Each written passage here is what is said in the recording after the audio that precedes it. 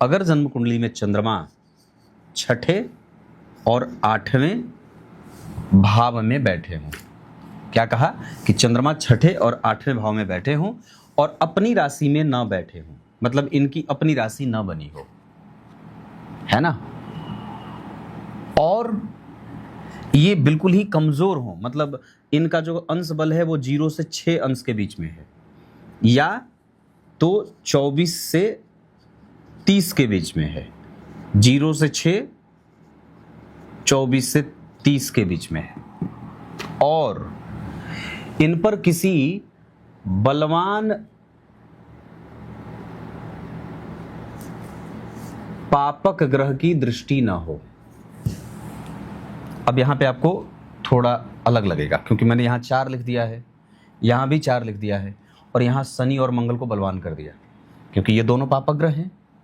बुध पापक ग्रह के साथ पापक हो जाते हैं और शुभ ग्रह के साथ शुभक हो जाते हैं, ये तो बात आप जानते ही हैं। पर क्या कहा कि अगर चंद्रमा अपनी राशि के न बैठे हो, अपनी राशि उनकी न बनी हो, और उनका अंश बल 0 से 6 अंश का हो, 24 से 30 अंश के बीच का हो, 24 से 30 अंश के बीच का हो, और मजबूत पापक ग्रह उनको न देखते हो या देख रहे हो, मजबूत पापक ग्रह उनको देख लिया, तो ये जो चंद्रमा होंगे ना, ये व्यक्ति को निरंतर मारते रहते हैं। मारेंगे कैसे? मारेंगे आपको गृह क्लेश से। अब घर में कलह का वातावरण है तो मर ही तो रहे हैं, जी कहां रहे हैं। उसके बाद गृह क्लेश में अलग मतभेद आपका भी आपके साथ होता रहेगा, मतलब आपके विचार सदैव आपको मार रहे हैं। आपका अपने से भी झगड़ा है, अपने से झगड़ा मतलब निर्णय ना ले पाना, सही और गलत का फर्क ना समझ पाना, अच्छे और बुरे लोगों की मैत्री को समझ ना पाना, मित्र को शत्रु, शत्रु को मित्र बना लेना, व्यय कहाँ करना है कहाँ नहीं करना है ये ना समझ पाना। तो आप अपने से लड़ रहे हैं, इसमें तो किसी दूसरे का कोई अधिकार है नहीं, आप खुद से लड़ रहे हैं। अगर आप किसी निर्णय पे पहुंच रहे हैं मतलब आप अपने से लड़ नहीं रहे, आपकी ऊर्जा बच रही है। लेकिन अगर आप इन तमाम प्रकार के उलझन में भरे पड़े हैं तो आप मतभेद में हैं। तो ये चंद्रमा ऐसे भी मारते हैं, मतभेद में अगर कोई व्यक्ति है तो वो भी मर ही रहा है। ये कार्यक्रम तो मृत्यु को भी समझा देगा, मुझे ऐसा लगता है।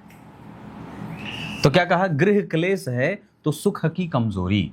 घर में अगर सभी मतभेद से मुक्त हैं, किसी से किसी का कोई वैर नहीं है, तो गृह क्लेश नहीं है, और गृह क्लेश नहीं है तो आप जी रहे हैं। और अगर मतभेद आपका आपके से नहीं है तो आप फिर से वापस बहुत बढ़िया जी रहे हैं। लेकिन अगर ये दोनों है, ऊपर से क्या कहा कि अगर ये चंद्रमा ऐसे हों, मतलब कमजोर हों, खराब हों, तो व्यक्ति को धन की चिंता सदैव समाये परेशान करती रहती है, और व्यर्थ की धन की चिंता होगी। आज तो कमा लिया, कल पता नहीं दुकान पे ग्राहक आएंगे कि नहीं आएंगे। उदाहरण, आज तो पता नहीं। और मैं एक बात बताऊं, आप लोगों को बड़ी गहरी बात बताता हूं, ध्यान से समझिए। मैं अपनी बात बताता हूं। मेरी कुंडली में चंद्रमा यहां बैठे 6 नंबर में यहां, और शनि यहां बैठे हैं, और राहु जो है वो बैठे हैं यहां। धनु लग्न की कुंडली है।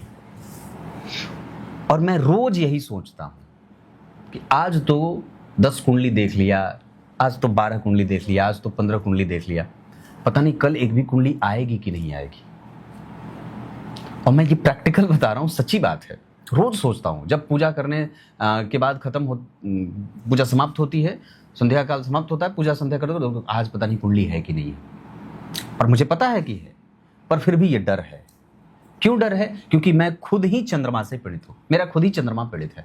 ये तो मैं थोड़ा थोड़ा इस वजह से बचा हुआ हूं क्योंकि मेरे चंद्रमा कृष्ण पक्ष के अष्टमी नवमी के हैं और ऊपर से दिन के हैं, तो दिन के हैं, इस वजह से बच गया। तो अब यहां पे सिद्धांत क्या लिखते हैं कि अगर चंद्रमा ऐसे हों जो बिल्कुल ही दूषित हों, मतलब अपनी राशि के, जो मैंने पीछे बात बताई है, लेकिन अगर वो कृष्ण पक्ष के हैं और दिन के हैं, तब ये चंद्रमा आपको नहीं मारेंगे, थोड़ा मारेंगे, जैसे मुझे थोड़ा मारते हैं।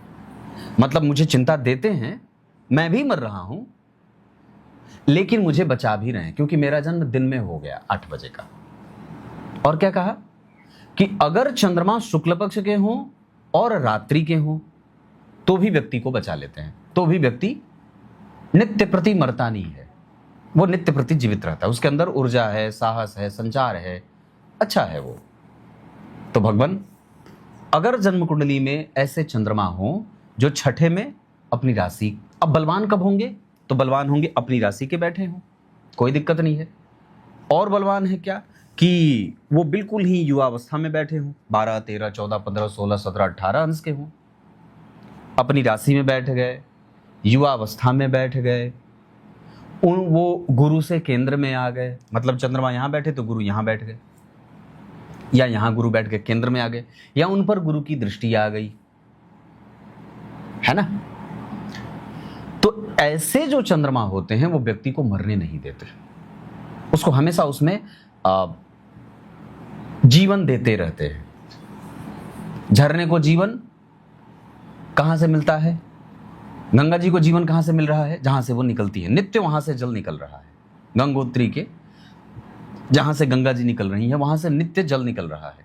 ग्लेशियर लगातार पिघल रहे हैं, पिघलना बंद हो तो गंगा जी का जीवन समाप्त हो जाए। वैसे ही हमारा जो जीवन होता है वो कब आगे बढ़ता है, कब उठ बैठता है, जब इसमें कुछ न कुछ आशा है, विश्वास है, प्रेरणा किसी से ले रहा है, किसी से सीख रहा है, दुनिया को देख करके कुछ सीख रहा है, तब वो जीवन लगातार आगे बढ़ता रहता है। ऐसे ही आप आगे बढ़ते हैं, दूसरों को देख के, दूसरों से सीख के, दूसरों को सुन के, दूसरों को समझ के। और कई बार आप इतने ज़्यादा मजबूत हो जाते हैं कि आपको दूसरों से सुनना, सीखना और समझना नहीं पड़ता, आप खुद से ही सारा कुछ कर लेते हैं। सेल्फ मोटिवेटेड जिसको आप लोग बोलते हैं।